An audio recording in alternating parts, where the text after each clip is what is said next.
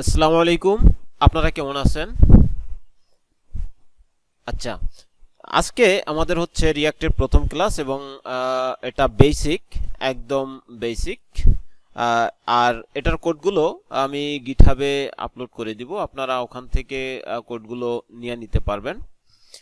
তো রিয়াক্ট কি এবং এটা কিভাবে কাজ করে এদিকে আমি যাব না, কারণ কিভাবে কাজ করে, কত সালে হয়েছে, কত চেঞ্জেস আসছে, ভার্সন হাবিজাবি, এগুলো ইউটিউবে গুগলিং করলে পাবেন।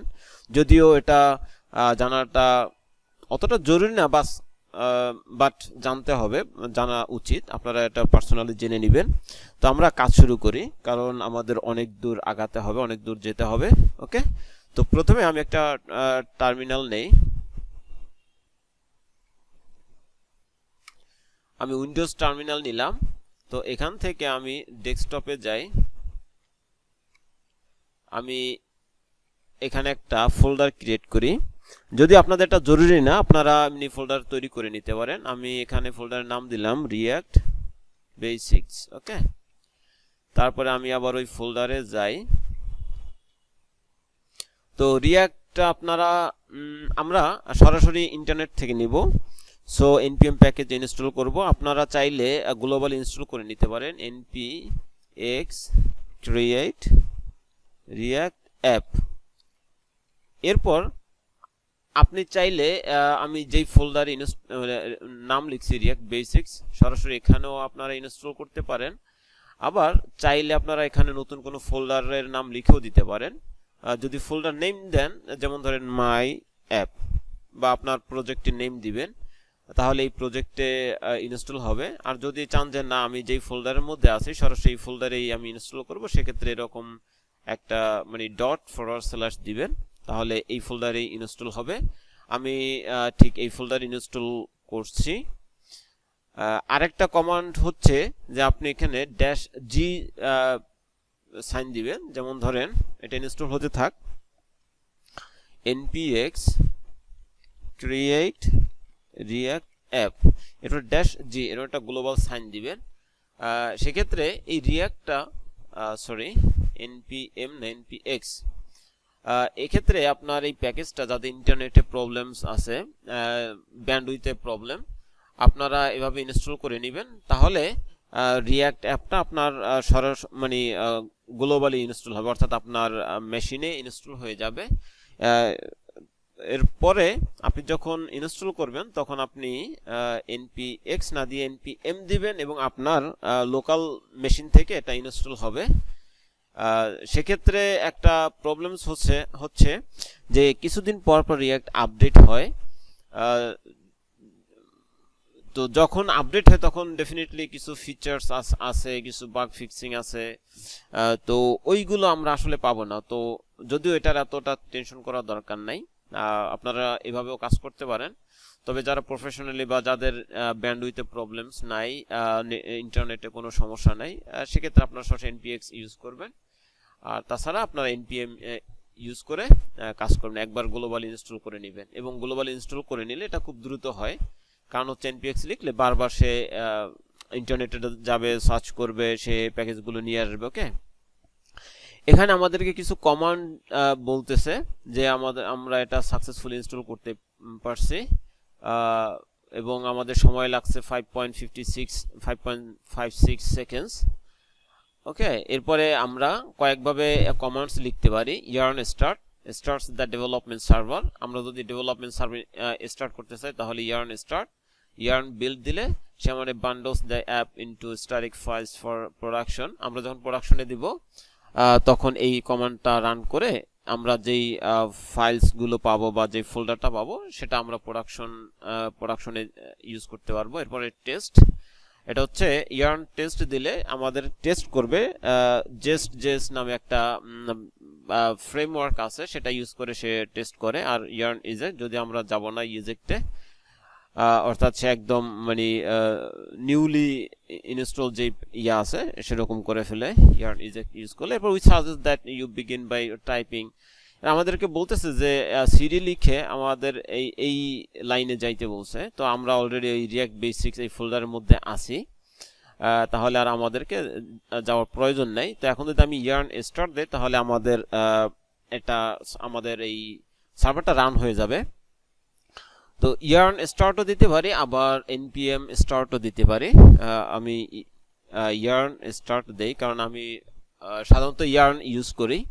ওকে, আমাদের সার্ভার রান হয়ে গেছে এবং এটা ডিফল্ট পোর্ট হচ্ছে 3000 এবং এটা সে নেয়। ওকে, এখন আমরা আমাদের কোডগুলোকে ওপেন করি কোন একটা এডিটরে। এজন্য আমি যাই ডেস্কটপ, এরপরে হচ্ছে রিঅ্যাক্ট বেসিক্স। কোন একটা এডিটর রান করার জন্য, অর্থাৎ ডিফল্ট যে এডিটরটা সেট করা থাকবে সেই এডিটরটা রান হবে। আমি ডিফল্ট এডিটর হিসেবে নিচ্ছি ভিজুয়াল স্টুডিও কোড।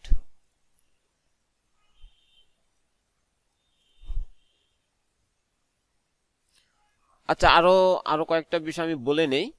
আমি আমার মনিটরের সাইজটা একটু বড়, যার কারণে আপনাদের ওখানে কোডগুলো ছোট ছোট দেখা যেতে পারে। আপনারা একটু জানাবেন যে আসলে কোড আপনারা আসলে বুঝতে পারছেন কিনা, কোড ফন্ট সাইজগুলো বাড়ানো দরকার কিনা, সেটা একটু আপনারা জানাবেন।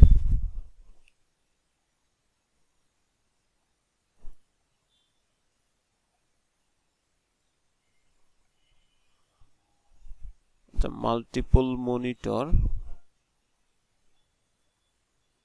এটা হলে আচ্ছা মাল্টিপল, যাই হোক, এখন আমরা এভাবে কাজ করি। আমাদের প্রজেক্টটা রান হয়ে গেছে। এখানে প্রথম বিষয় হলো যে নোট মডিউলস। এখানে আমরা যখন npm ইনস্টল দিব বা ইয়ার্ন অ্যাড দিব, তখন আমাদের যে প্যাকেজগুলো ইন্টারনেট থেকে নিবে, npm থেকে অথবা ইয়ার্ন থেকে নিবে, তখন এই নোট মডিউলস আসবে এবং আমরা কখনো এটাতে টাচ করব না, এডিট করব না। দ্বিতীয় হচ্ছে পাবলিক ফোল্ডার। এখানে আমাদের এখানে সবকিছু আমাদের রেন্ডার হবে। আমি এটা একটু বড় করে নেই, আর ফন্ট সাইজটা আমি নিজের থেকে একটু বড় করে নেই। ফন্ট সাইজ অলরেডি আমি 20 নিলাম, 20 তে কত হয়। আচ্ছা, দেখবেন যে এটা দেখতে খুব বাজে দেখায় কিনা। এটা হচ্ছে আমরা যখন নরমালি একটা ডক লিখি, HTML5 এর যখন ডক লিখি সেটা। আর এখানে বাড়তি হিসেবে দেওয়া আছে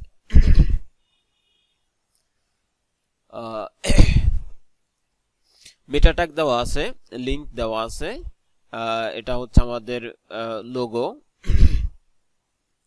তারপরে ফেভ আইকন দেওয়া আছে। এরপরে আমাদের টাইটেল দেওয়া আছে রিঅ্যাক্ট অ্যাপ, আমরা এখানে দিতে পারি রিঅ্যাক্ট বেসিক। তারপর এটা দেখাবে যদি আমাদের ব্রাউজারে জাভাস্ক্রিপ্ট ইনেবল করা না থাকে, অর্থাৎ ব্লক করা থাকে জাভাস্ক্রিপ্ট, তখন এই মেসেজটা দেখাবে।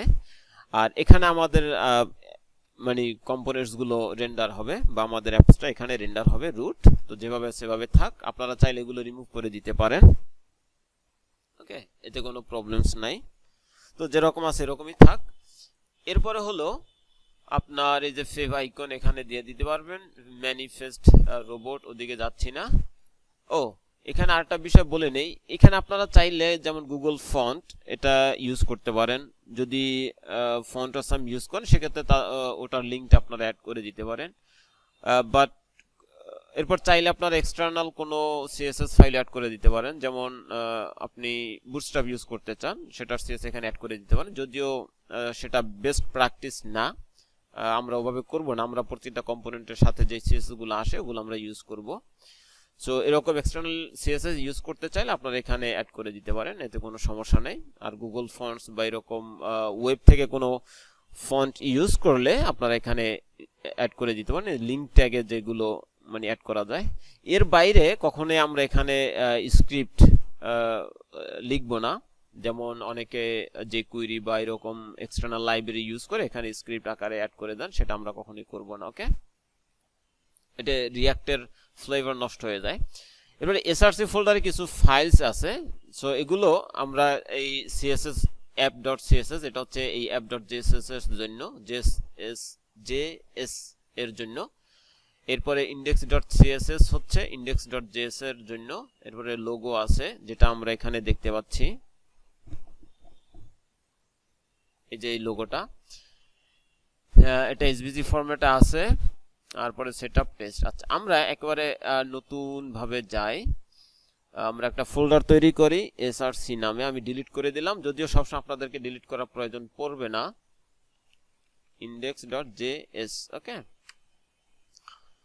এখন এখানে আমাদের কয়েকটা জিনিস দরকার, সেটা হলো প্রথমে আমাদেরকে import react from react। ওকে, আরেকটা দরকার হচ্ছে DOM। Okay, react DOM from react DOM। ওকে, এই দুইটা জিনিস আমাদের দরকার।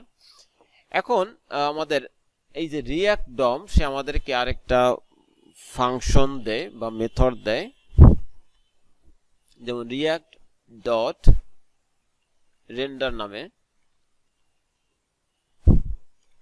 ওকে, এখন এই রেন্ডারে আমি যা মন চাই তাই আমি রেন্ডার করতে পারি। তো প্রথমে আমি দেই মুনির। ওকে, এখন এই রেন্ডার ফাংশন দুইটা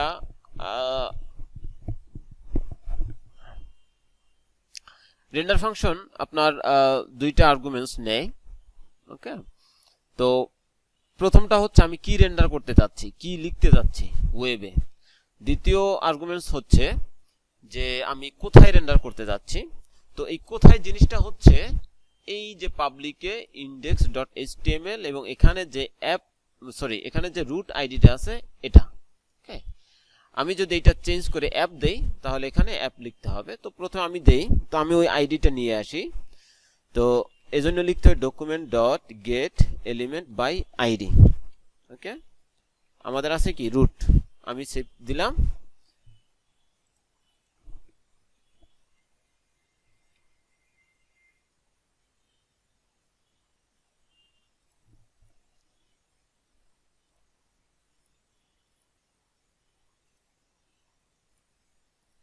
আচ্ছা, আমাদেরকে এটা একটু রিস্টার্ট দিতে হবে।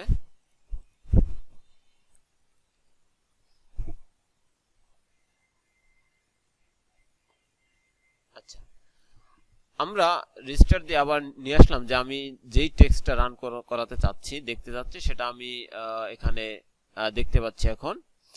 এরপর আমি কোথায় রেন্ডার করতে যাচ্ছি বা কোথায় আমি এটা রান করাতে যাচ্ছি সেই জায়গার নামটা দিয়ে দিতে হবে। যদি কখনো এই জায়গাটার নাম চেঞ্জ করেন বা চেঞ্জ হয়, যেমন অ্যাপ, অনেকে অ্যাপ ইউজ করে, সো আমাকেও এখানে অ্যাপ ইউজ করতে হবে। ওকে, তাহলে আমার মানে রেন্ডারিংটা ঠিক মতো হবে। তো প্রথম হচ্ছে আমি কি রেন্ডার করতে চাই, দ্বিতীয়ত হচ্ছে আমি কোথায় রেন্ডার করতে চাই। ওকে, এতটুকু জানলেই হবে। আবার এটা যদি আপনি যদি কাট করে এভাবে ভ্যারিয়েবলে লিখেন, যেমন const root render, এটা আপনি দিয়ে দেন এবং এখানে যদি আপনি root render এই ভ্যারিয়েবলটা অ্যাড করে দেন, তাও আপনার ঠিকমতো কাজ করবে।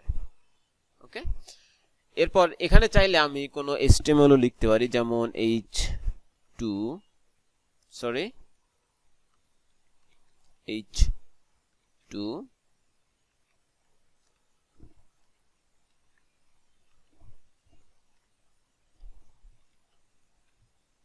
ওকে, আমি HTML এখানে লিখতে পারি।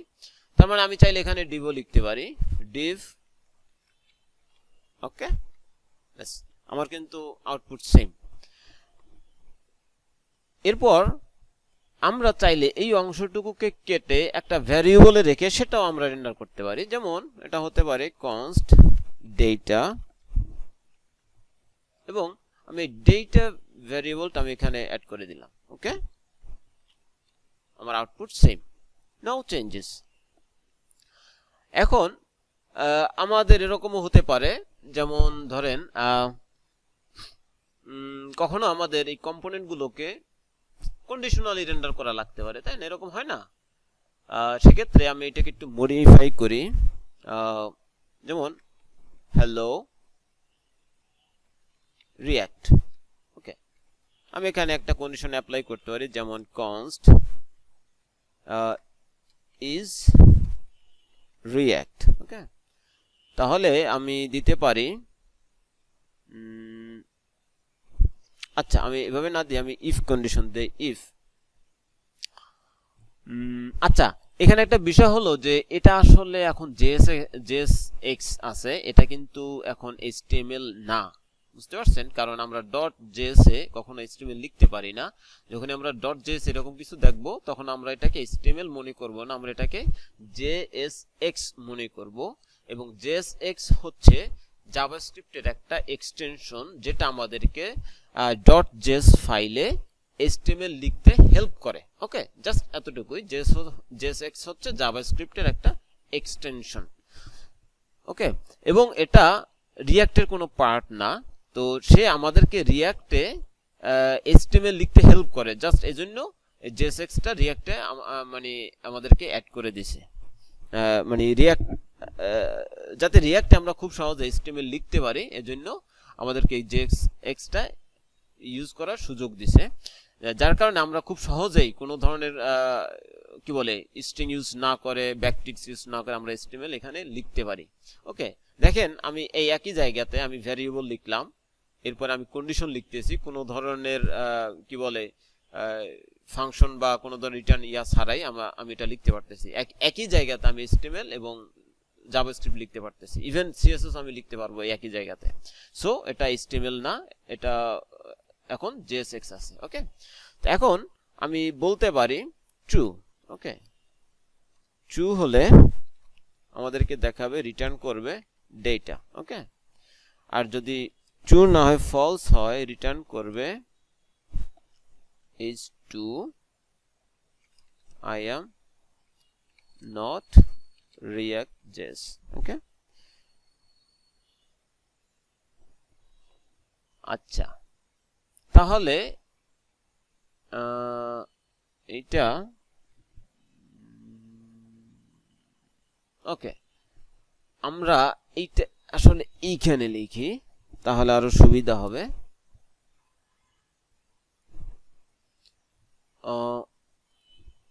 এইটা আমি এখানে দিলাম, আবার এখানেও দিয়ে দিলাম। এখানে আমি এটা রিটার্ন না করে এই ডাটাকে আমি এখানে লিখে দেই। ওকে, এই ট্রু হলে আমার এইটা দেখাবে, আর ফলস হলে এটা দেখাবে। ওকে, এখন দেখি কি দেখায়, হ্যালো রিয়াক্ট। আর যদি এটা ফলস করে দেই, false, I am not React.js। Okay, এখন আবার আমরা এভাবেও লিখতে পারি যে const is React। Okay, true,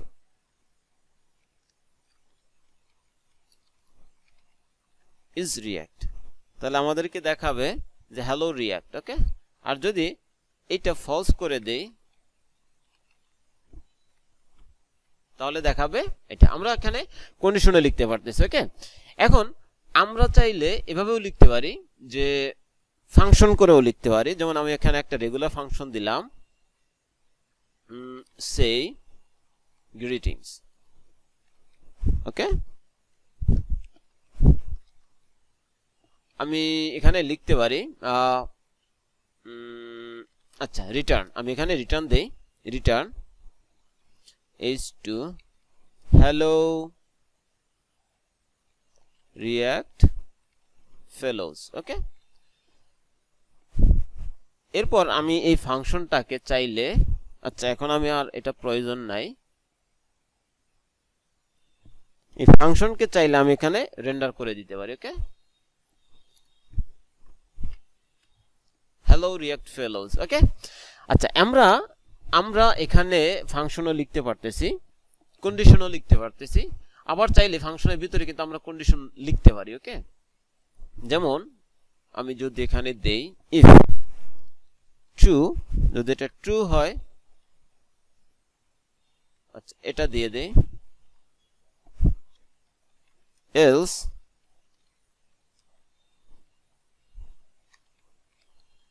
sorry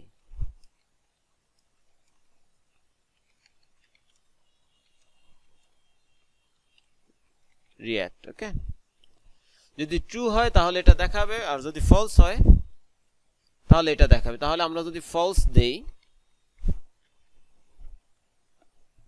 আচ্ছা, তার মানে আমরা কন্ডিশনস অ্যাপ্লাই করতে পারি, আবার ফাংশনসও লিখতে পারি। তো এই ক্ষেত্রে এই হলো একটা বিষয়। আবার আমরা যদি এখন ভ্যারিয়েবল লিখতে চাই, ওকে, তো ভ্যারিয়েবল লিখতে চাইলে যেমন আমি এখানে যদি একটা লিখি যে কনস্ট ইয়ার, আমি এটাই দিয়ে দিলাম, ওকে, হ্যালো রিয়াক্ট ইট ইজ, তাহলে ভ্যারিয়েবল লেখার জন্য কি করতে হবে, আমাকে কার্লি ব্রেস দিতে হবে। আমি সরাসরি কিন্তু এখানে লিখতে পারবো না যে ইয়ার, ওকে। দেখেন আমার তাহলে কি হবে যে আমার ডাটা, আচ্ছা ডাটাটা আমাকে আমি প্রিন্ট করাই নাই, আমি যদি ডাটাকে এখানে প্রিন্ট করাই তাহলে দেখেন যে কি আসে, ডেটা তো hello it's hello React it's year আসছে। তো আমি যদি এটাকে কার্লি ব্রেসের ভিতরে দেই তাহলে এখন দেখেন হ্যালো রিয়াক্ট ইটস 2021, ওকে। এখন আমরা ভ্যারিয়েবল লিখতে পারলাম। আবার মনে ভুলে যদি আবার এটা দিয়ে দেন তখন আর এটা ভ্যারিয়েবল থাকলো না, এটা অবজেক্ট হয়ে গেল। আর রিয়াক্ট অবজেক্ট ইউজ করতে পারে না, প্রিন্ট করতে পারে না এভাবে। তো এখানে বলা আছে objects are not valid as a React child, রিয়াক্টে চাইল্ড হিসেবে। আচ্ছা, চাইল্ড একটা কনসেপ্ট আসছে। তো কখন আমরা এটা লিখবো না, যখন ডাবল কার্লি ব্রেস হবে তখন বুঝতে হবে, ডাবল কার্লি ব্রেসেস যখন হবে তখন বুঝতে হবে যে এটা এখন আর ভ্যারিয়েবল নাই, এটা এখন অবজেক্ট হয়ে গেছে। যেমন এটা যদি এমন হতো, এটা কি বলা যায়,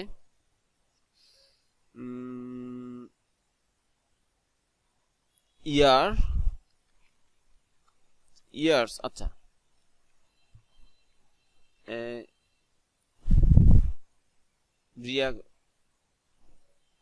আচ্ছা আমি দিতে পারি রিয়াক্ট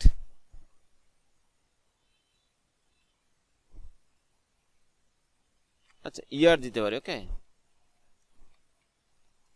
ও রিয়াক্ট ইয়ার, এটাকে যদি আমি একটা অবজেক্ট করে দেই ইয়ার, এখন যদি আমি দেই তাহলে এটাকে আমি কিভাবে প্রিন্ট করাবো, এই যে আমাকে এটা দিতে হবে, এরপর একটা ডট, এরপর আমাকে ইয়ার দিতে হবে, ওকে, সরি কার্লি ব্রেস। এখন আমি রিফ্রেশ দেই তাহলে আমার ঠিক মতো আসছে, যদি আমার এটা অবজেক্ট হয়। সো আমাদের যেহেতু এটা অবজেক্ট না, আমরা এভাবে লিখতে পারি ইয়ার, আর এটা আমরা রিমুভ করে দিতে পারি। এটা হচ্ছে ভ্যারিয়েবল লেখার নিয়ম। আচ্ছা, এটা যদি ফাংশন হয়, হতে পারে না একটা ফাংশন, তো আমি যদি এটা লিখি ফাংশন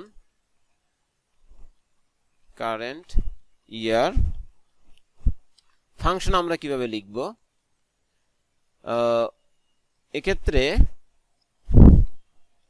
রিটার্ন ইয়ার ফাংশন, তাহলে আমরা লিখব ঠিক কার্লি ব্রেসের ভিতরেই এরকম নরমালি ফাংশন যেভাবে কল করে সেভাবে আমরা যদি কল করে দিই আমাদের এটা ঠিকমতো কাজ করবে। এটা হলো ফাংশন লেখা এবং ভ্যারিয়েবল লেখার নিয়ম JSX এ। আমি কিন্তু JSX এ ফাংশন লিখেছি এবং ভ্যারিয়েবল লিখেছি, এবং এটা লেখার জন্য আমাদেরকে কার্লি ব্রেস ইউজ করতে হবে, ওকে। যখন আমরা একটু আগে দেখছি যে একটা চাইল্ড নামে একটা কি বলে টার্মস আসছে, যে রিয়াক্টে এভাবে আসলে চাইল্ড লেখা যায় না। তো চাইল্ড যদি লিখতে চাই তাহলে কিভাবে লিখতে হবে, যেমন HTML আমরা যদি চাইল্ড এলিমেন্টস ইউজ করতে চাই তাহলে কি করতে হয়, এই যে এখানে হতে পারে যেমন এই অংশটুকু আমার থাকতে পারে একটা h1 ট্যাগের মধ্যে, h1, ওকে, তারপরে থাকতে পারে একটা p tag, hello JavaScript fellows, okay. এটা হচ্ছে চাইল্ড, এটা হচ্ছে প্যারেন্ট এলিমেন্ট বা প্যারেন্ট ডিভ, আর এটা কি, এটা চাইল্ড, এবং এরা পরস্পরে অ্যানসেস্টরস, ভাই বোন, ওকে। এটা হচ্ছে অ্যানসেস্টর, এটা হচ্ছে অ্যানসেস্টর, এবং এদের প্যারেন্ট হচ্ছে এটা, আর এটার চাইল্ড হচ্ছে এটা। এটা একটু মনে রাখতে হবে। তো রিয়াক্টে যদি আমি চাইল্ড এলিমেন্ট লিখতে চাই বা নেস্টেড এলিমেন্ট লিখতে চাই তখন এভাবে আসলে লিখতে হয়। এটা ঠিক HTML এর মতোই, ওকে। এটা গেল আপনার কি বলে লেখা, মানে কিভাবে নেস্টেড এলিমেন্ট লিখতে হয় রিয়াক্টে। ওকে, এরপরে আমাদের এখানে হ্যালো রিয়াক্ট ফেলোজ, আমরা এই ডাটাকে আমরা চাইলে আমরা এখানেও অ্যাড করে দিতে পারি, যেমন ডেটা। ওকে, এখানে আমি রিটার্ন করছি ফাংশনের ভিতরে, বাট আমি যদি এটা কিন্তু এই মুহূর্তে JSX আছে, সো এর ভিতরে আমি যদি ভ্যারিয়েবল লিখতে চাই আমাকে এই কার্লি ব্রেসের ভিতরে লিখতে হবে। এরপর আমি ফাংশনটা এখানে কল করে দিলাম। আমি যদি এখন রিফ্রেশ দেই, sorry you are not capable, আমি যদি এটাকে ট্রু করে দেই, ওকে, আমার ডেটাগুলো ঠিকমতো রেন্ডার হচ্ছে। ওকে, আচ্ছা, এরপরে আসতেছে যে HTML এ আমাদের কিছু সিঙ্গল ট্যাগ এলিমেন্ট আছে। সিঙ্গল ট্যাগ এলিমেন্ট কিরকম, যেমন আমি যদি এখানে দেখি img সিঙ্গল ট্যাগ এলিমেন্ট, এর কিন্তু ক্লোজিং ট্যাগ নেই। ওকে, সেলফ ক্লোজিং ট্যাগ। ওকে, এরপরে এইটা আছে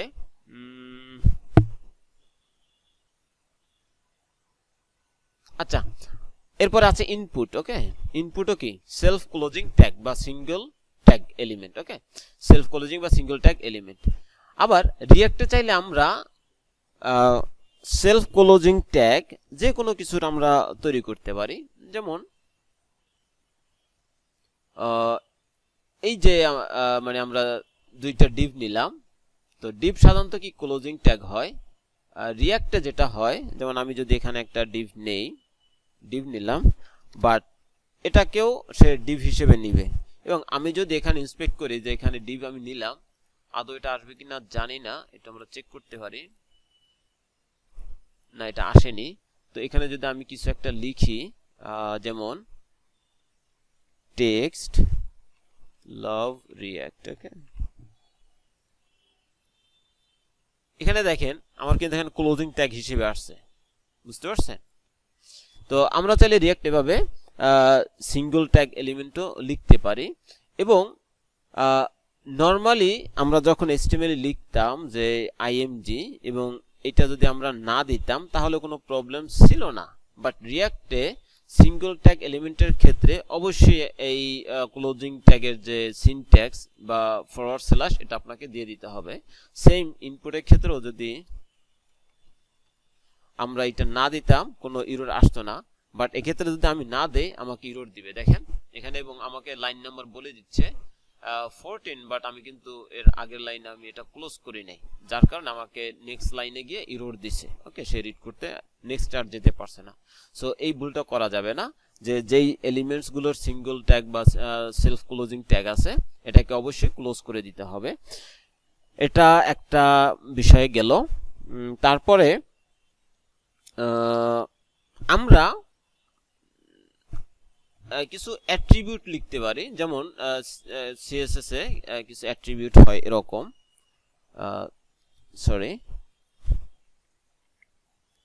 যেমন ক্লাস একটা অ্যাট্রিবিউট আছে, তাই না, ক্লাস। তো ক্লাসে আমরা কি লিখতাম, যেমন কন্টেইনার এভাবে লিখতাম, কিন্তু রিয়াক্টে আসলে এভাবে ক্লাস সরাসরি লেখা যাবে না। রিয়াক্টে লিখতে হবে ক্লাস নেম, এভাবে লিখতে হবে। ওকে, ক্লাস নেম এভাবে লিখতে হবে। কখন এই ক্লাস থাকলে সেটাকে আমাকে ক্লাস নেমে কনভার্ট করে দিতে হবে। তো আমি যদি এখানে ক্লাস লিখি, একটু রিফ্রেশ দেই, এবং আমার যদি এটা ঠিকমতো রেন্ডার হচ্ছে, বা আমি যদি কনসোলে যাই তখন আমাকে বলবে ইনভ্যালিড ডম প্রপার্টি। ওকে, ক্লাস এটা ইনভ্যালিড বলছে, এবং সে বলে দিচ্ছে তুমি কি এটা বোঝাতে চাচ্ছ, অর্থাৎ ক্লাস নেম বোঝাতে চাচ্ছ, সে আমাকে অপশন দিয়ে দিছে। এবং এটা কোথায় আছে, ডিভ h2, এখানে ডিভ আছে, এর ভিতরে h2, ও সরি এটা না, এটা আরেকটা জিনিস। ওকে, সো আমরা যদি এভাবে লিখতে চাই ক্লাস নেম, ক্লাস লিখলে ক্লাস নেম লিখতে হবে। ওকে, এটা হলো একটা বিষয়। আরেকটা হলো আমরা আরেকটা অ্যাট্রিবিউট ইউজ করি, যেমন স্টাইল। রিয়াক্টে আমরা কিন্তু আগে স্টাইল লিখলে এরকম লিখতাম যে ব্যাকগ্রাউন্ড কালার রেড। দেখেন আমাকে অলরেডি মার্ক করে দিয়েছে, বাট আমি এটা লিখতে পারবো না। আমি যদি একটু রিফ্রেশ দেই আমাকে সে সুন্দর একটা এরর দিছে। The style prop expects a mapping from style properties to values, not a string. আচ্ছা, স্টাইল প্রপার্টি সে আসলে স্ট্রিং চাচ্ছে না, সে অন্য কিছু চাচ্ছে। ফর এক্সাম্পল দিয়ে দিছে স্টাইল প্রপার্টি, এটা হচ্ছে স্টাইল প্রপার্টি, এবং এই যে ডাবল কার্লি ব্রেস, আমি আপনাদেরকে বলেছিলাম যে ডাবল কার্লি ব্রেস মানে হচ্ছে অবজেক্ট। দেখেন আমাদেরকে স্টাইল প্রপার্টিতে একটা অবজেক্ট পাঠাইতে হবে, এবং সে বলে দিছে মার্জিন রাইট, স্পেসিং এবং ভ্যালুটা আমাদেরকে দিয়ে দিতে হবে। ওকে, এবং ভ্যালুটা দেখেন সে কিন্তু কোটেশনের ভিতরে দিয়েছে এবং এখানে একটা স্পেস দিতে বলছে। ওকে, তো আমরা ওর মতো করে একটু লেখার চেষ্টা করি। ওকে, আমরা একটা কার্লি ব্রেস দিলাম, ডাবল কার্লি ব্রেসেস দিলাম।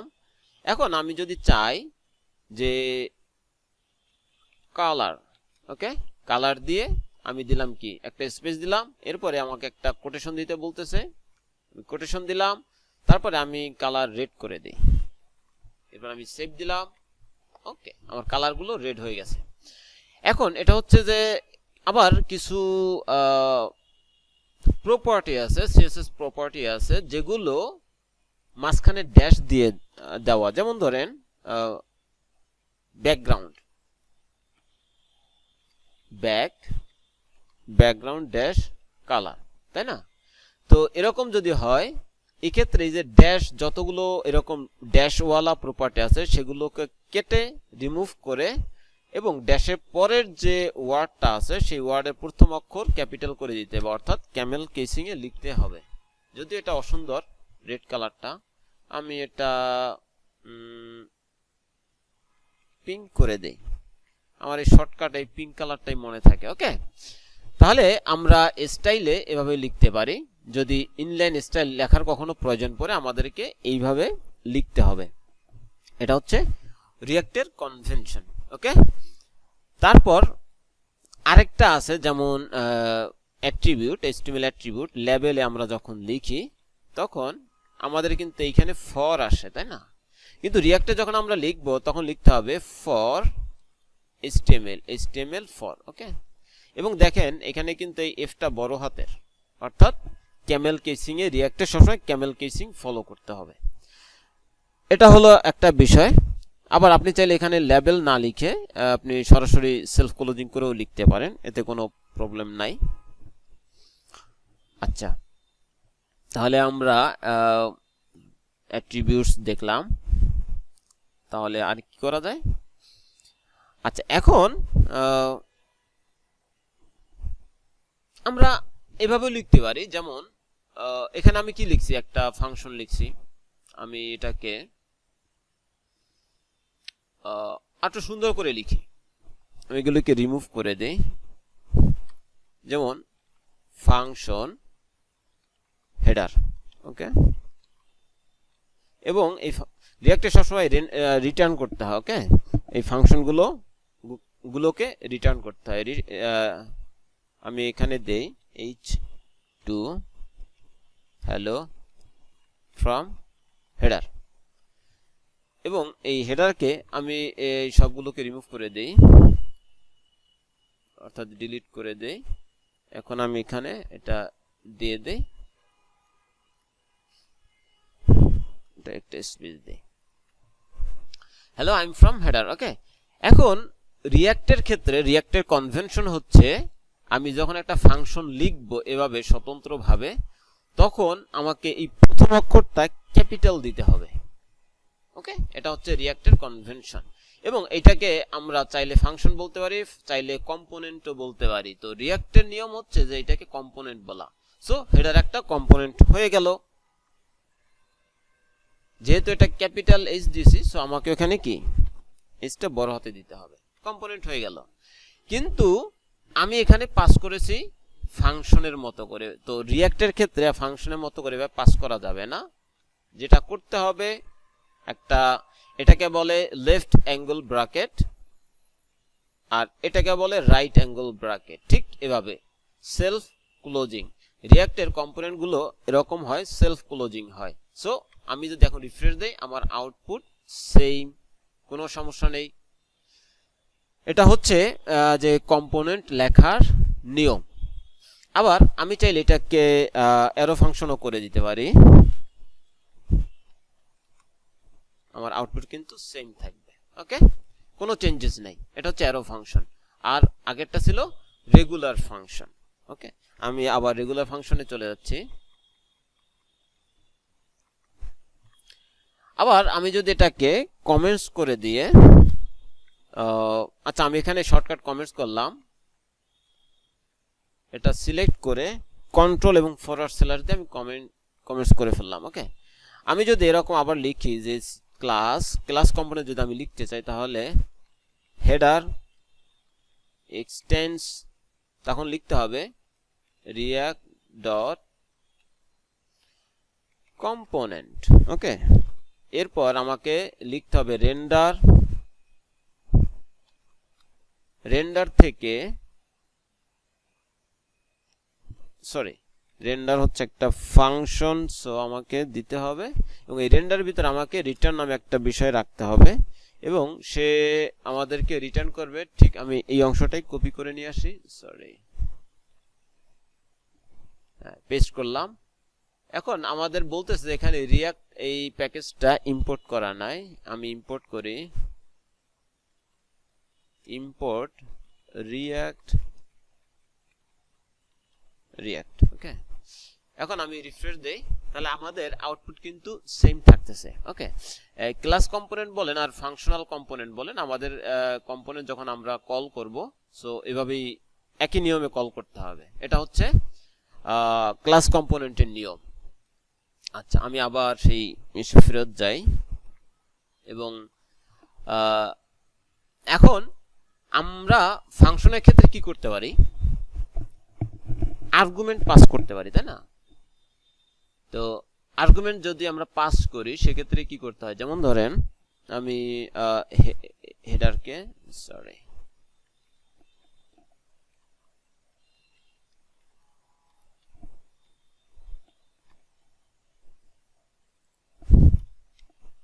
আমি কি করতে পারি, আর্গুমেন্ট পাস করতে পারি। যেমন ধরেন আমি যদি এখান থেকে নেম পাস করি, যেমন ওকে, আর এখানে যদি আমি রিসিভ করি নেম, মাই নেম ইজ, আমি এখানে সেই নেমটা আমি লিখে দিলাম। ওকে, তাহলে কি হলো, I am from header, my name is অমুক। আচ্ছা, এটা হচ্ছে কি, আমরা ফাংশনসে যখন আমরা কোনো কিছু পাস করি তখন এভাবে লিখতে হয়, কিন্তু এটা হচ্ছে কি আমরা ফাংশন বুঝাইলে ঠিক আছে। ওকে, এখন যদি আমি এটাকে কম্পোনেন্টে কনভার্ট করি,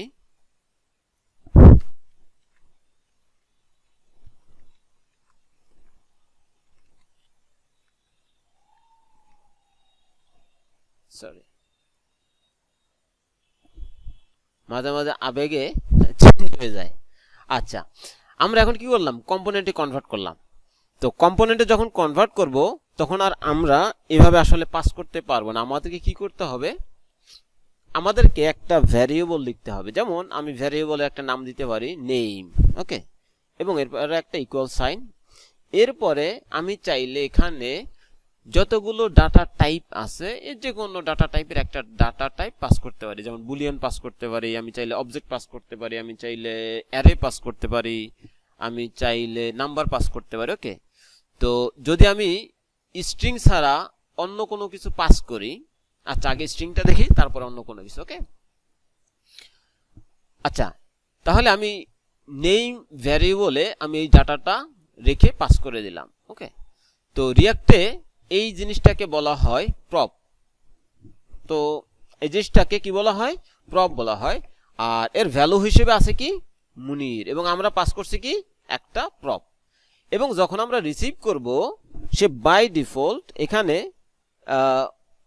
এখানে যেই জিনিসটাই রিসিভ করা হয় না কেন, সে প্রপস নামে রিসিভ করে, অর্থাৎ একটা অবজেক্ট হিসেবে রিসিভ হয়।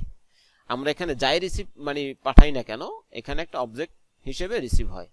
তো আমরা এখানে আসলে একটু দেখে নেই যে এই নেইমে এখন কি আছে। আমি অবশ্যই এটা জানি না যে আসলে নেইমে কি আছে, কিছু থাকতে পারে নাও থাকতে পারে। আমি একটু রিফ্রেশ দেই। আচ্ছা দেখেন, আমি এখানে কি নেম হিসেবে রিসিভ করলাম এবং সে আমাকে বলতেছে কি এখানে একটা অবজেক্ট পাস করা হয়েছে এবং এর ভিতরে একটা প্রপার্টিজ আছে যার নাম নেম এবং এর ভ্যালু হচ্ছে এইটা। ওকে, এখন আমি যদি আচ্ছা, তো নেম আমি এখান থেকে নেম পাস করলাম, এখানে নেম দিলাম, বাট এখন যদি আমি আরেকটা কিছু পাঠাই, যেমন হতে পারে এইজ, তাই না? আচ্ছা, এখন আসতেছে নাম্বারের খেলা। আমি যদি এখন নাম্বার পাঠাই তখন আমাকে কার্লি ব্রেস দিতে হবে এবং নাম্বার হিসেবে আমাকে এই নাম্বার আমি পাঠিয়ে দিতে হবে।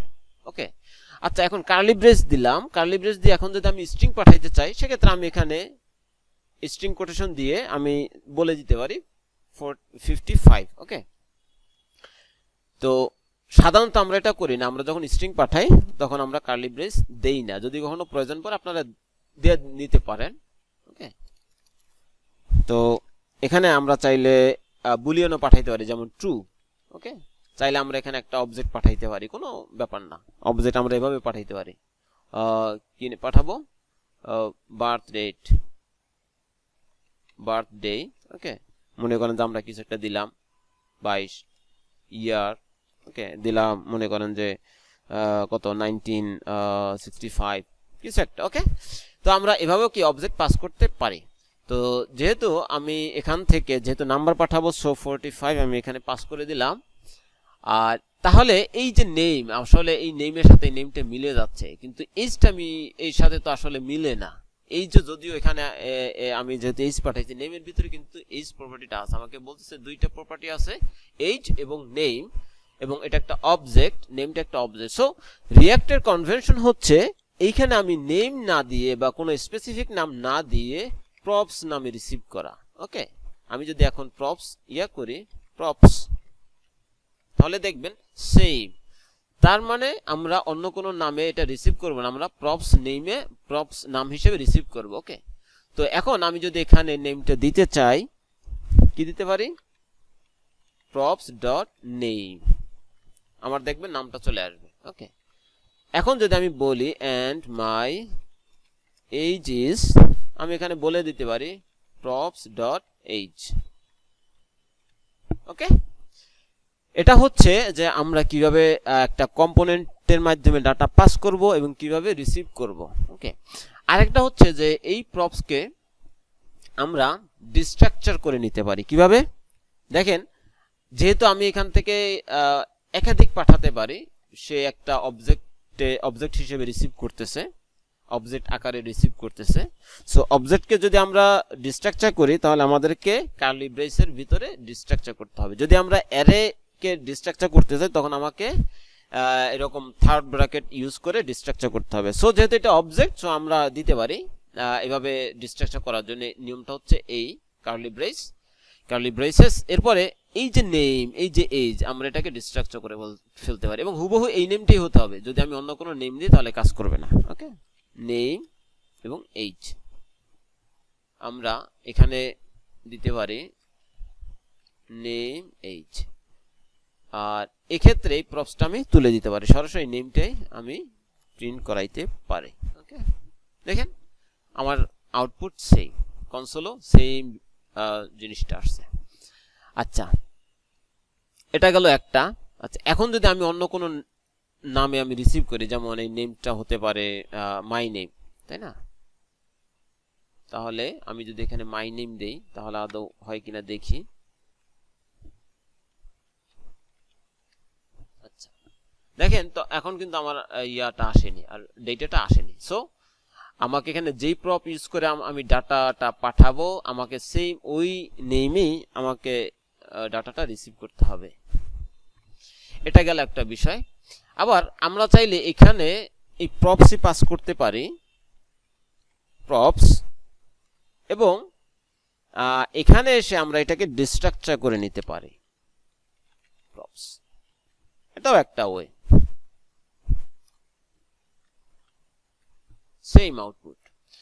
তো যদি একটা বা দুইটা হয় সেক্ষেত্রে আমরা সাধারণত এখানে করি, যদি একাধিক হয় 4টা 5টা বা আনলিমিটেড হয় তখন আমরা এভাবে ডিস্ট্রাকচার করে নেই।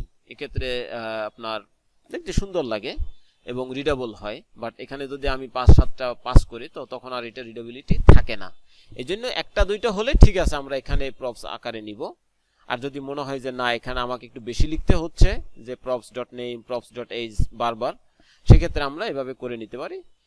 আর যদি বেশি হয় আমরা এভাবে ডিস্ট্রাকচার করে নিতে পারি। তবে সবসময় ভালো হয় ডিস্ট্রাকচার করে নেওয়া, এটা একটু মনে রাখবেন। ডিস্ট্রাকচার করে নিলে আমাকে কিন্তু এই প্রপস বারবার প্রপস লিখতে হচ্ছে না, আমার মানে লেখাটা অনেকটা কমে যায়।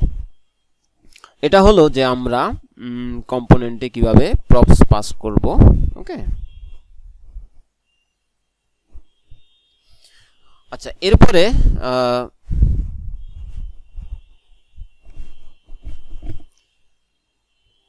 যদি এরকম কখনো হয় যে আমাদেরকে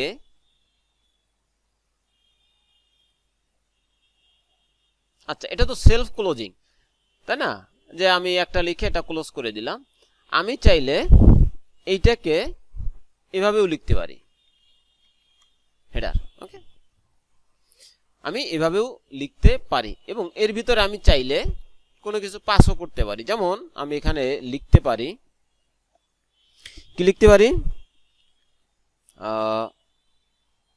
I love React.js and its convention। ওকে, আমি একটা ডাটা পাস করে দিলাম। তো যখন আমি এভাবে পাস করব, আচ্ছা আমি এই প্রপসকে আবার লক করি, প্রপস যদি আমি লক করি তাহলে দেখি আমি কি পাচ্ছি। আমি আগে কম্পোনেন্টটাকে লিখেছিলাম যে সেলফ ক্লোজিং ট্যাগ হিসেবে, বাট এখন আমি সেলফ ক্লোজিং না লিখে এটা ক্লোজিং ট্যাগ ইউজ করে আমি এই কম্পোনেন্টকে সেম কম্পোনেন্ট আমি লিখলাম এবং ভিতরে আমি পাস করে দিলাম পি ট্যাগ বা একটা প্যারাগ্রাফ বলি। যখন আমি প্রপসকে আমি যখন প্রপস মানে লক করেছিলাম তখন আমাকে নেম এবং এজ দিয়েছিল, বাট এখন দেখেন এই প্রপস লক করার পরে আমাকে আরেকটা জিনিস দিচ্ছে, সেটা হচ্ছে চিলড্রেন। ওকে, এবং এর ভিতরে আরো অনেক কিছু দিচ্ছে আমাকে। চিলড্রেনের ভিতরে আমাকে বলতেছে প্রপস চিলড্রেন ডট প্রপস, এবং এই প্রপসের ভিতরে আমাকে কিন্তু আবার চিলড্রেন এবং আমার এই টেক্সটটা আমাকে দিয়ে দিচ্ছে। তো যদি এরকম হয় সেক্ষেত্রে আমরা এখানে ডিস্ট্রাকচার করে নিতে পারি চিলড্রেন। ওকে, এবং এই চিলড্রেনকে আমি চাইলে এখানে আবার বসাই দিতে পারি, যেমন ধরেন চিলড্রেন। তাহলে কি হবে যে আমার h2 এর ভিতরে চিলড্রেনটা চলে আসবে। ওকে, আবার আমি চাইলে এটাকে নিচেও লিখতে পারি, এভাবেও আমি লিখতে পারি। এভাবে লিখলে দেখেন একটা প্রবলেমস বলতেছে, সেটা হলো ফেল টু কম্পাইল, কোনো কিছু বলতেছে না। আচ্ছা না বলুক, আমি বলে দেই আনএক্সপেক্টেড টোকেন। আচ্ছা JSX কখনোই কি বলে দুইটা এলিমেন্ট পাশাপাশি দুইটা এলিমেন্ট সে রিটার্ন করতে পারে না। ওকে, এখন দেখেন এটা একটা এলিমেন্ট, আবার এই যে চিলড্রেন, আমি যদি এখানে চিলড্রেন না লিখে আমি যদি সরাসরি পি লিখি, ওকে, এই যে এটা একটা এলিমেন্ট, তাই না। তো এরকম পাশাপাশি দুইটা এলিমেন্ট সে কখনোই রিটার্ন করতে পারে না, এবং এই জন্য সে এই এররটা দিয়েছে। ওকে, তো এই জন্য কি করতে হবে, এই জন্য আমাকে ডিভ লিখতে হবে, অর্থাৎ একটা প্যারেন্ট ডিভের মধ্যে রাখতে হবে। এটা প্যারেন্ট ডিভে রেখে যখন আমি এটা রিটার্ন করব তখন এটা ঠিকমতো কাজ করবে। ওকে, এটা হচ্ছে রিঅ্যাক্টের কনভেনশন, সরি JSX এর কনভেনশন। সে কখনো এভাবে লিখতে পারে না। তো অনেক সময় দেখা যায় যে আমাদের একটা এক্সট্রা ডিভ চলে আসে, তো অনেক সময় যেটা আমাদের একদম নিষ্প্রয়োজন, সেক্ষেত্রে আমরা কি করতে পারি, সেক্ষেত্রে রিঅ্যাক্ট ডট ফ্রেগমেন্ট নামে একটা বিষয় আছে, মানে একটা কি বলে প্রপার্টি আছে। সো আমরা এই ফ্রেগমেন্টটা এভাবে লিখে দিতে পারি। সো এইভাবে যদি আমি লিখে দেই তাহলে দেখবো যে ডিভটা আর নাই, এখন এখানে কোনো ডিভ নাই, সরাসরি h2 এবং p ট্যাগ আছে। ওকে, অ্যাপের ভিতরে।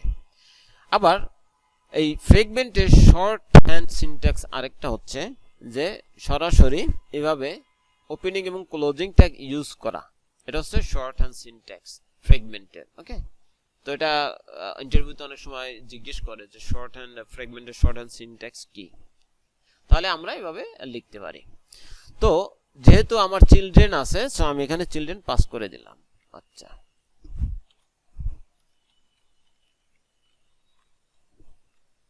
আমি যদি এখন রিফ্রেশ দেই তাহলে আমার এই টেক্সটটা চলে আসছে, এই যে পি ট্যাগ চলে আসছে। আমরা এভাবে পাস করতে পারি। আবার এখানে চাইলে আমি একটা বাটনও লিখে দিতে পারি, ক্লিক মি। এর ভিতরে এই ওপেনিং এবং ক্লোজিং এই কম্পোনেন্টের ভিতরে আমি যাই লিখবো সে সব কিছুকে চিলড্রেন হিসেবে পাস করবে। দেখেন সব কিছুকে চিলড্রেন হিসেবে পাস করবে। ওকে, তাহলে আমরা বুঝলাম যে যদি আমরা চাইলে ওপেনিং মানে সেলফ ক্লোজিং ট্যাগ হিসেবে একটা কম্পোনেন্টকে ইউজ করতে পারি, আবার এরকম ক্লোজিং কম্পোনেন্ট হিসেবেও আমরা এভাবে ইউজ করতে পারি, এবং এর ভিতরে আমরা যা পাস করব সেগুলো চিলড্রেন হিসেবে এই প্রপস রিসিভ করবে, চিলড্রেন্সের মধ্যে থাকবে। এখন চিলড্রেন ছাড়া যদি অন্য কোনো কিছু দিই তাহলে কি কাজ করবে? যেমন আমি এখানে চিলড্রেন্স করে দিতে পারি, দেখি কাজ করে কিনা। দেখেন কাজ করতেছে না, কোনো এরর বা কোনো এররও নাই, সেই চিলড্রেনকে চিনতেছে না। ওকে, এই হচ্ছে কথা। তো আমাদেরকে অবশ্যই এই চিলড্রেন হিসেবে পাস করতে হবে। ব্যাস, এটা একটা বিষয় গেল। আর কি আছে? আমরা অনেক কিছু কভার করে ফেলছি। আচ্ছা, এরকম যদি হয় যে আমাদেরকে কি বলে হেডার, যদি এরকম হয় যে লগ ইন কিনা বা অথেন্টিকেশন কিনা, যে কন্ডিশনাল অনেক সময় অনেক কিছু রেন্ডার করতে হয়। যেমন ধরেন ইজ অথ, আমি এভাবে লিখলাম ট্রু, ইজ অথ ট্রু। আচ্ছা, যদি ট্রু হয় তাহলে একটা আসবে, আর যদি ফলস হয় তাহলে আরেকটা আসবে। ওকে, আমি এখানে একটা কম্পোনেন্ট লিখি, ফাংশন অ্যাপ নামে একটা কম্পোনেন্ট লিখলাম। ওকে, এবং এই অ্যাপটাকে আমি এখানে রেন্ডার করে দেই। অ্যাপ, এখানে আমি অ্যাপে রিটার্ন করে দেই।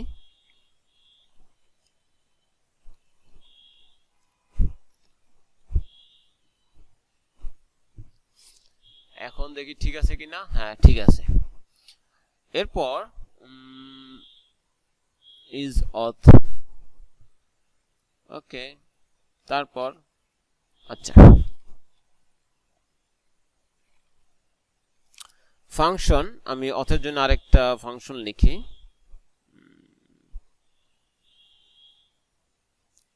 যেমন অ্যাডমিন হেডার। এই নামে আমি একটা কম্পোনেন্ট তৈরি করি, I am from admin header।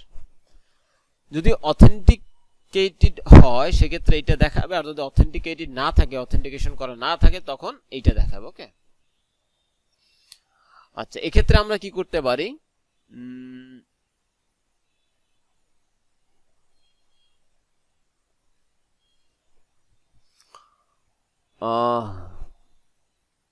Admin header, আচ্ছা ইজ অথ, তাহলে আমাদেরকে কি করতে হবে?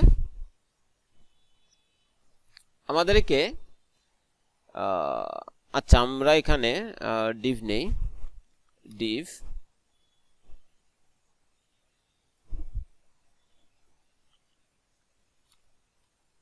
এটা হলো আমাদের হেডার।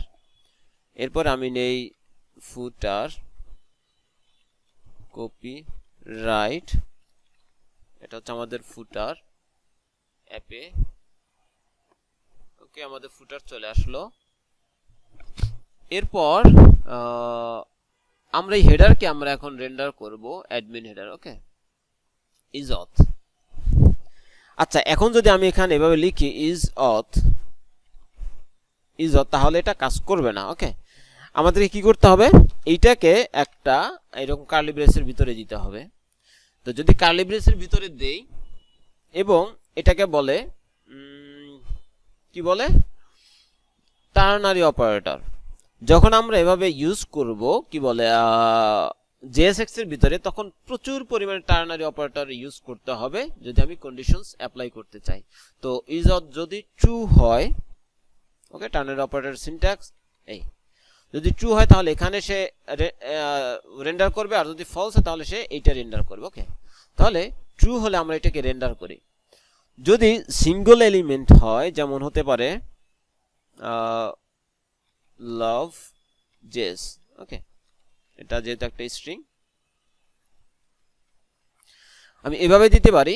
আর ফলস হলে লাভ পাইথন, আমরা এভাবেও এটা লিখতে পারি। ওকে, তো আমরা এটা একটু রেন্ডার করে দেখি, লাভ জেস। ওকে, যদি আমি এটা ফলস করে দেই তাহলে আমার আসবে লাভ পাইথন। এখন এটা তো জাস্ট একটা সিঙ্গল কি বলে ছোট একটা স্ট্রিং গেল। যদি আমাদের এরকম বড় একটা জিনিস রেন্ডার করতে হয় সেক্ষেত্রে কি করতে হবে, আমি ঠিক এইটাই আমি লাভ জেস এর মধ্যে ইনসার্ট করাই দেই। সেক্ষেত্রে আমাদেরকে এরকম ফার্স্ট ব্র্যাকেট দিতে হবে এবং এটা আমাকে এখানে পেস্ট করে দিব। এখন যদি আমি রিফ্রেশ দেই, আমার এটা ফলস আছে, এই কারণে আমাকে এই লাভ পাইথনে নিয়ে গেছে এবং এই হেডার কিন্তু আমার হাইড করে ফেলছে। এবং আমি যদি এখানে ইন্সপেক্ট এলিমেন্ট করি, তাহলে আমার এই হেডারের কোনো অংশই নেই, যে পি বাটন হাবিজাবি এখানে নাই, একদম মানে ডমেই তার এক্সিস্টেন্স নাই, সে ডমে এক্সিস্ট করে না এখন। ওকে, আচ্ছা, যদি আমি এটাকে ট্রু করে দেই, দেখেন তখন আমার হেডার অংশটা চলে আসবে। আবার এই অংশটার কিন্তু ডমে এক্সিস্ট করে না এইটা। আচ্ছা, এক্ষেত্রে আমি যদি এখন আমি এই কম্পোনেন্টটা এখন আমি রেন্ডার করব, I am from admin header. আচ্ছা, যদি ট্রু হয় তখন এই অ্যাডমিন হেডারটা এখানে যদি ট্রু হয় তাহলে আমি অ্যাডমিন হেডার রেন্ডার করব। ওকে, আর এটাকে আমি এখানে রেন্ডার করব না, আমি রেন্ডার করব এইখানে। Okay, I am from admin header, এখন আমাকে অ্যাডমিন হেডার দেখাচ্ছে।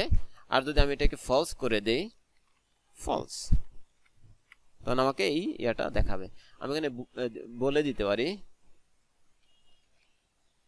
Please log in. আচ্ছা, প্লিজ লগ ইন এটা আছে। তাহলে আমরা জেএসএক্স এর ভিতরে কম্পোনেন্টের ভিতরে কিভাবে কন্ডিশনস লিখে সেটাও আমরা দেখলাম। আচ্ছা, এখন যদি এরকম হয়, যদি ট্রু হয় তাহলে লগ ইন থাকবে। ওকে, আমরা লগ ইন করে দিলাম, কিন্তু আমি চাচ্ছি যে এখানে একটা সাইন আউট বাটন দিতে। সাইন আউট বাটন, এই যে অ্যাডমিন হেডার এখানে যেহেতু লগ ইন আছে তাকে তো সাইন আউট করতে হবে, তাই না? তো আমি তাকে আবার বলে দিলাম function sign out return button sign out. Okay, এবং আমি এখানে এই কম্পোনেন্টটা দিয়ে দেই সাইন আউট। রিফ্রেশ দেই, আবার আরেকটা এরর, এবং রিজনটা আমাকে বলছে না। এলিমেন্টস, আচ্ছা, adjacent JSX elements must be wrapped in an enclosing tag. Okay, did you want a JSX fragment? আচ্ছা, এই যে দেখেন আমাকে একটা মানে একটা সাইনও দিয়ে দিছে এবং লাইন নাম্বার দিছে 33, এই যে 33 নম্বর লাইন। সে আমাকে বলতেছে তুমি কি একটা JSX ফ্র্যাগমেন্ট চাচ্ছ, যে যখন আমরা এরকম দুইটা জিনিস প্রিন্ট করাবো, একটা এরকম ক্লোজিংটাকে সেম আগের কনভেনশন, আগের নিয়মই, যখন আমরা এরকম দুইটা থাকবে পাশাপাশি, দুইটা এলিমেন্ট থাকবে, তখন আমাদের এটা র্যাপ করে দিতে হবে। আমি চাইলে এইভাবে ডিভেও র্যাপ করে দিতে পারি, আবার চাইলে আমি এই ডিভ ইউজ না করে আমি সরাসরি JSX এলিমেন্ট JSX ফ্র্যাগমেন্ট ইউজও করতে পারি। ওকে, আবার চাইলে আমি যেভাবে করছিলাম যে রিয়াক্ট ডট ফ্র্যাগমেন্ট, আবার যেহেতু রিয়াক্ট আছে সো আমি বারবার রিয়াক্ট না লিখে আমি চাইলে ফ্র্যাগমেন্টটাও এভাবে ইম্পোর্ট করে আমি সেই ফ্র্যাগমেন্টকে আমি এখানে পাস করে দিতে পারি। ওকে, এই একই জিনিস কাজ করবে, সাইন আউট। ওকে, যদি ট্রু হয় তাহলে এটা দেখাবে, আর যদি ফলস হয়, ফলস, তখন আর এটা দেখাবে না। এটা গেল একটা বিষয় যে আমরা কম্পোনেন্টকেও কন্ডিশনস দিয়ে রেন্ডার করতে পারি। এর আগে তো আমরা জাস্ট সিম্পল কি বলে ভ্যারিয়েবল ফাংশন আমরা কন্ডিশনালি রেন্ডার করতে পারছি, বাট এখন আমরা দেখলাম কিভাবে কম্পোনেন্টসও কন্ডিশনালি রেন্ডার করা যায়। ওকে, এরপর এরকম একটা বিষয় হতে পারে যে যেমন আমি এখানে সাইন আউট এখানে আমি লিখেছি, বাট সাইন আউটটা যদি আমি এভাবে চাই যে ইজ অথ এর ভিতরে অ্যাডমিন হেডার, আচ্ছা এখানে যদি আমি এরকম আচ্ছা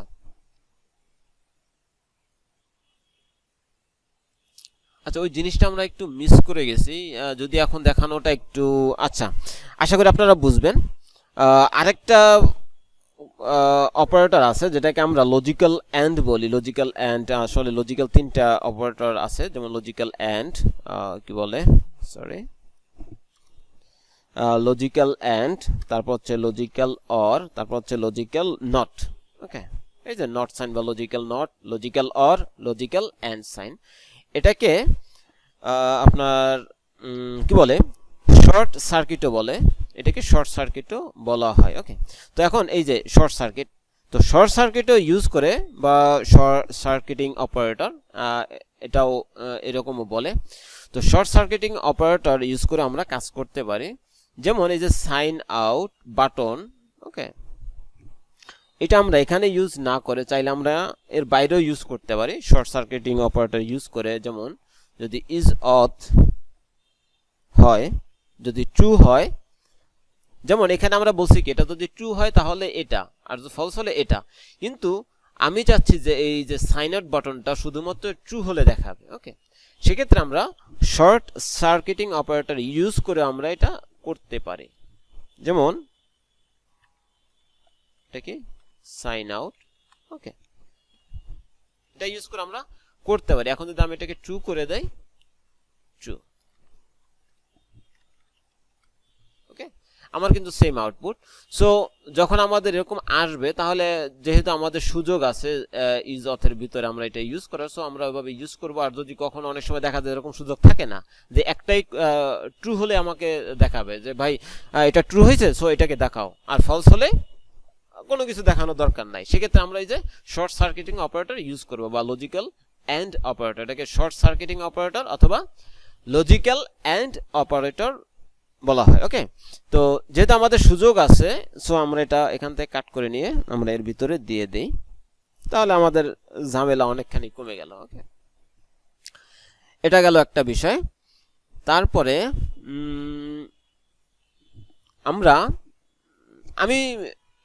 এখন আমরা একটা কাজ করতে পারি যে এই কম্পোনেন্টস গুলোকে আরেকটু মানে সেপারেট করে ফেলতে পারি, ডেসক্রিপটিভ ওয়েতে আমরা করতে পারি। যেমন এসআরসি ফোল্ডার বা সোর্স ফোল্ডারে আমরা একটা ফোল্ডার তৈরি করতে পারি কম্পোনেন্টস নামে, এবং এখানে আমি একটা কম্পোনেন্ট তৈরি করতে পারি হেডার ডট জেএস। আচ্ছা, হেডার ডট জেএস নামেও করা যায়, আবার হেডার ডট জেএসএক্সও করা যায়। তো আমি প্রিফার করি জেএসএক্স লিখতে, কারণ হচ্ছে অনেক সময় আমাদেরকে শুধু জেএস ফাইলে শুধু জাভাস্ক্রিপ্ট ফাংশনস ভ্যারিয়েবলস গুলো রাখার প্রয়োজন পড়ে, তখন আমরা শুধু জেএস লিখবো, তাহলে আমি খুব সহজেই মানে ডিক্লেয়ার করতে পারবো বা খুব সহজেই খুঁজে পাবো যে কোনটা আসলে রিঅ্যাক্ট কম্পোনেন্ট, কোনটা আসলে জাভাস্ক্রিপ্ট কম্পোনেন্ট। কিন্তু তাছাড়া খুঁজে পাওয়া একটু সময়ের ব্যাপার, বা অন্য কেউ যদি খুঁজতে যায় তখন তার একটু সময় নষ্ট হবে। সো যখন দেখবে যে জেএসএক্স, ও এটা রিঅ্যাক্ট কম্পোনেন্ট, যখন দেখবে জেএস, হ্যাঁ এটা পিওর জাভাস্ক্রিপ্ট। ওকে, এই জন্য আমি জেএসএক্স প্রিফার করি। অনেকে জেএসও লিখেন, এটা যার যার কনভেনশন। ওকে, এবং এখান থেকে আমি হেডার এই অংশটাকে আমি কাট করে নিয়ে আসি। ওকে, কাট করে আমি এখানে দিলাম, এবং এখানে আমি আচ্ছা এখানে একটা বিষয় হলো, আচ্ছা ওইটা আমি দেখাই ফেলি, যদিও অনেক বড় হয়ে যাচ্ছে, আজকে সময়টা অনেক নিয়ে নিচ্ছি।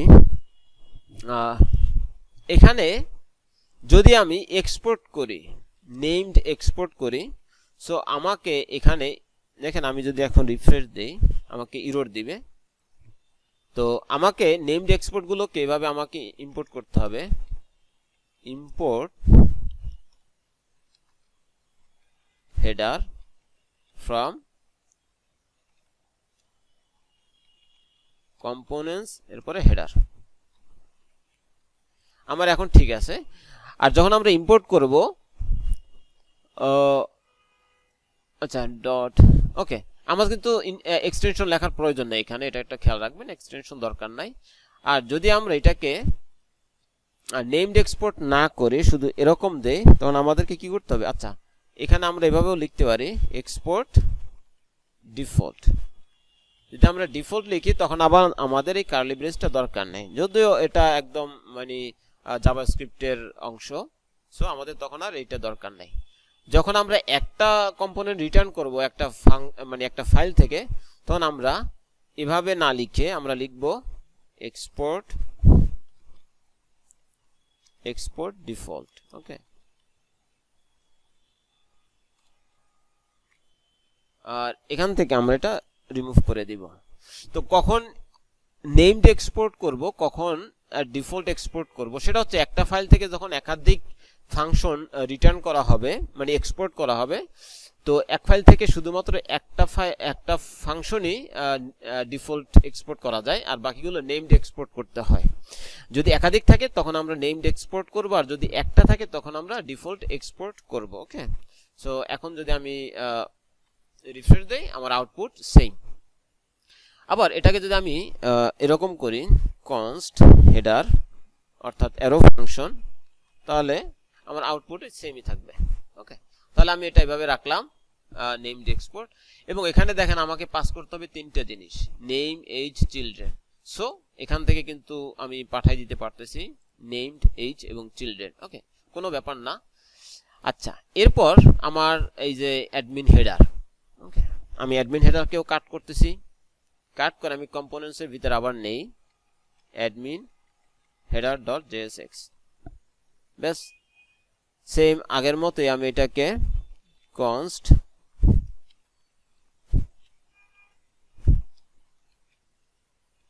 এক্সপোর্ট ডিফল্ট অ্যাডমিন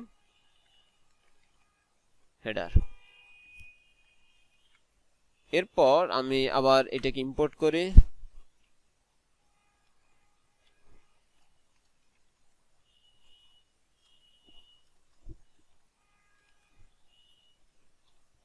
ওকে, আমার আউটপুট সেম।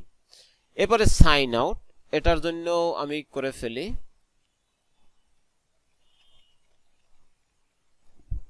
ওকে ডিফল্ট সাইন আউট। আমি এখানে ইম্পোর্ট করে ফেলি কম্পোনেন্টস সাইন আউট।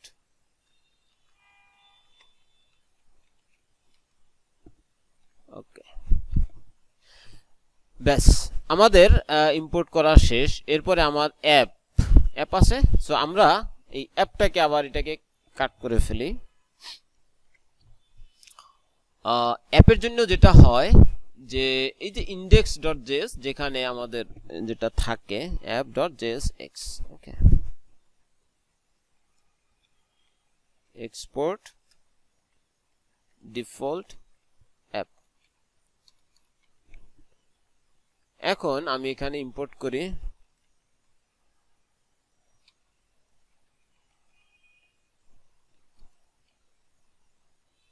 ইম্পোর্ট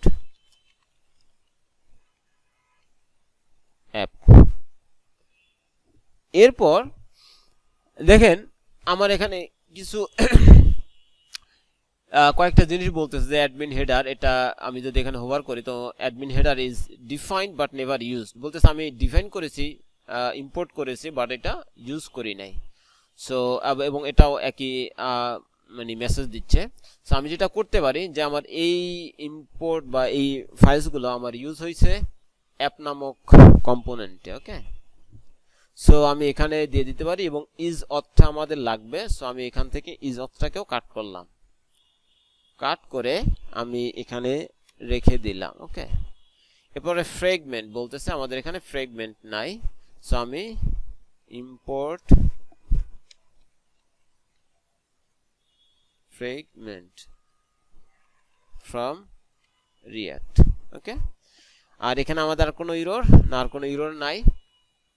আমরা এখন এটাকে সেভ দিতে পারি, ব্যাস। এখন যদি রিফ্রেশ দেই আমাদের আউটপুট সেম।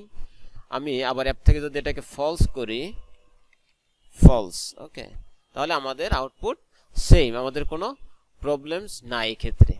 তাহলে আমরা app, sign out, admin header, header, okay, আমরা এটা নিতে পারলাম। আচ্ছা, তাহলে আজকে এ পর্যন্তই থাক। নেক্সট ক্লাসে ইনশাল্লাহ বাকি জিনিসগুলো আমরা আলোচনা করব। তো প্র্যাকটিস করবেন, এগুলো মনে রাখার চেষ্টা করবেন। বেসিক তো একটু প্রয়োজন হলে কিছু কিছু জিনিস বারবার রিভিশন দিবেন, মেমোরিতে, ব্রেইনে বারবার চিন্তা করতে থাকবেন, হ্যাঁ এটা এভাবে লিখছে, হ্যাঁ এটা এভাবে হয়েছে, ব্যাস 2-3 বার করলে এরপরে যখন আমরা রিয়েল ওয়ার্ল্ড প্রজেক্টে কাজ করব বা রিয়েল ওয়ার্ল্ড কম্পোনেন্টস তৈরি করব, তখন আমরা বাকিটা আরো বুঝে আসবে। কিন্তু যদি মনে হয় যে না আপনি একবার দেখছেন, আপনি বুঝে ফেলছেন, তাহলে আপনি রিয়েল ওয়ার্ল্ডে গিয়ে বুঝতে হবে যে না আমি আসলে কিছুই জানি না, এটা মনে হবে। অথবা মনে হবে যে না আমি তো এটা শিখেই নেই, অথবা মনে হবে যে আমার ইনস্ট্রাক্টর এই ধরনের জিনিস বলেই নেই। সো মিনিমাম একটা কোর্স 4 to 5 টাইমস রিভিশন দিবেন। ওকে, তো সবাই ভালো থাকবেন, আল্লাহ হাফেজ।